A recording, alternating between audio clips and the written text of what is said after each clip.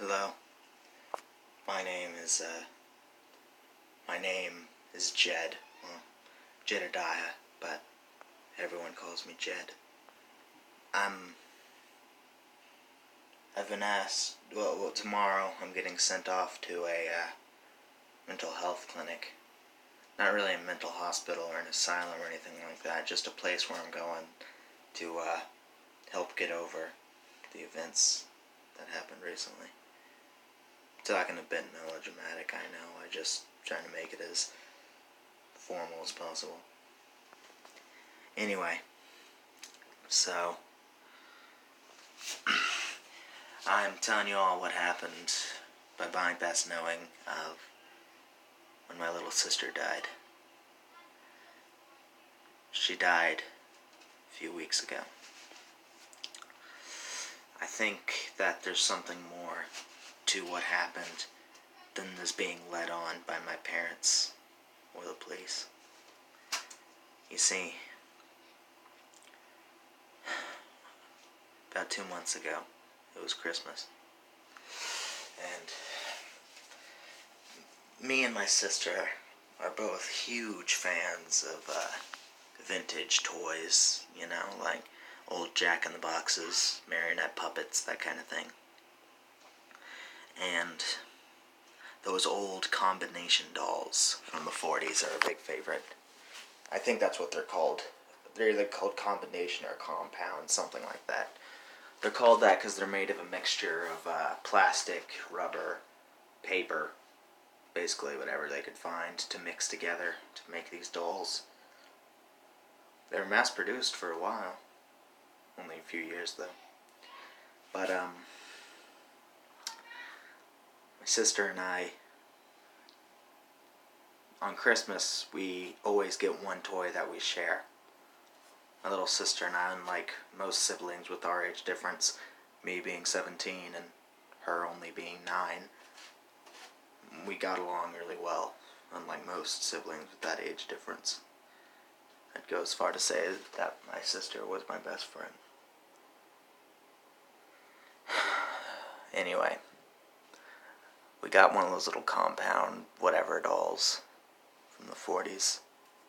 Looked like almost like a clown, but not really. Like if you ever saw that, if you ever read those comic books, Funny Man, from around the same time period, wearing kind of a clownish suit, but not really having anything on the face, and clearly not meant to be a clown, just meant to look funny. My sister named him Icabod, and the name fit. Icabod was almost like a member of the family to me and my sister. My sister would take him everywhere with her. He was quickly her favorite toy, and to be honest, mine too. I enjoyed playing games with Icabod just as much as she did. Not afraid to admit that. Nothing wrong with a guy wanting to play with his little sister. Anyway, a few nights after we got Icabod, I woke up in the middle of the night to see my sister standing in my doorway. "Karen?" I asked. "What's wrong?" "He's looking at me." "What?" "He's looking at me." "Who is?" "Icabod.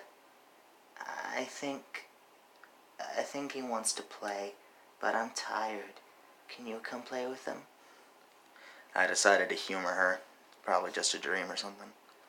"Alright, well, I'm tired too, so tell Icabod we're gonna have to wait to play till tomorrow, alright?" "Okay," she said. Went back to bed. I woke up the next morning to hear my parents screaming my name, super angrily. I jumped out of bed, nearly had a heart attack, and I rushed down the stairs. What is it? What's going on?" They showed me my little sister's arm. Bruises and cuts were all over it. "She says Icabod did it, Jedediah." "What?" "Jedediah, what did you do?" I didn't do anything. You know I wouldn't do something like this," I said. They didn't believe me. I didn't know what had happened. I still don't. But it seemed like the more they asked Karen who had did it, the more she'd just say over and over, Icabod wanted to play. I can't believe it. As the next few weeks went by, every night my sister would say how Icabod wanted to play, and every time I'd turn it down, something would happen in the morning. Missing clumps of hair, cuts, bruises, until the day came when she woke up with a pretty bad burn on her back. How the hell can someone go through all this pain, go through having all this stuff done to them, and still just remain sound asleep? That's what I want to know. Obviously, something was wrong. No one even heard her scream in the night until she woke up, and then my parents would notice what was going on with her. So, sure enough, she was put into the care of her grandparents while an investigation was going on after my parents called the cops.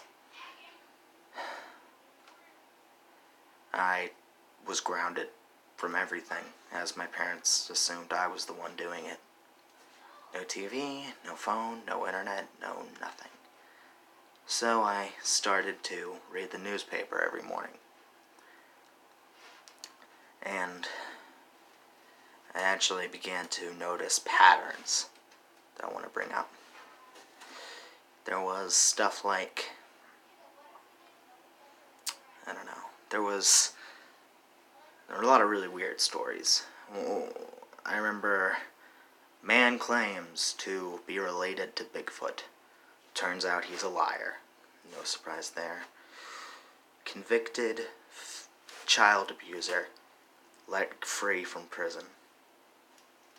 This was a really interesting story, and this is the one I want to bring up, as the child abuser was said to use hallucinogenics to, trick kids, keep them quiet. This instantly piqued my interest as I thought, yeah, it has to be that guy. Honestly, it sounds like that creepypasta story, if you ever read it, Fuzzy. That kind of thing is what I thought was going on. I went to tell my parents, and that man was rearrested and put under investigation himself, but they found no trace of the chemicals anywhere in his house, on his skin, in his blood, anything. So, again, I was the first suspect. After a few nights at my grandparents' house, with nothing happening to Karen, it was decided that someone in the house was the one doing all this to her, and we were all put under investigation. And just like my parents, the police said that I was most likely the one causing it, but they had no proof, because I didn't do it. I became convinced that that man was the one causing him. I started to read the newspaper to Icabod as well, as Icabod was my only friend left. I'd put him in my lap, just like my sister used to sit, and I'd read him the newspaper. I would read him storybooks like I did my sister, but Icabod was a grown man, probably in his 50s by now.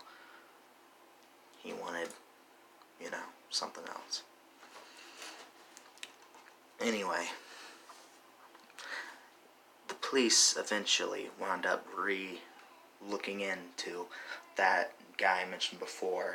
I can't remember his name, but it seemed that every time he was released from custody, that's when stuff would happen to Karen, even at my grandparents' house. They sent Icabod over there, by the way, just to keep her company, as she missed him. She missed me too, but they wouldn't allow me to see her for obvious reasons. So Icabod was the best we could do. Without Icabod, I sat there alone.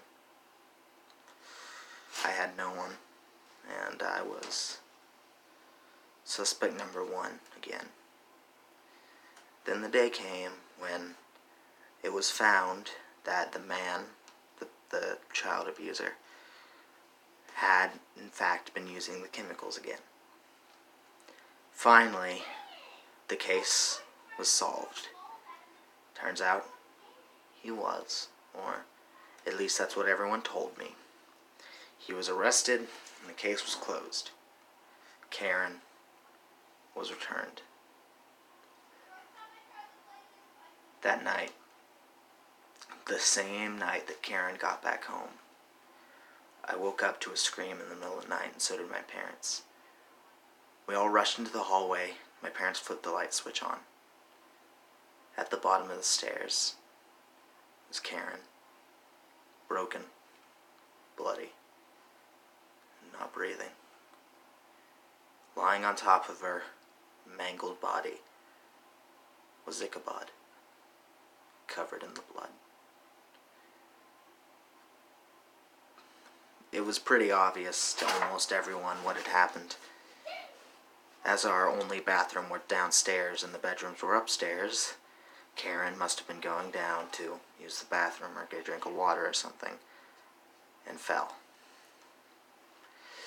She just fell, apparently. They didn't need to take anything for evidence this time. It was obvious to everyone what happened. So, after my mother cleaned off Icabod, I started sleeping with the doll in my bed, the closest thing I had to my sister. My parents think I'm self-harming now, but I've been waking up with scabs, bruises, and even a few burns.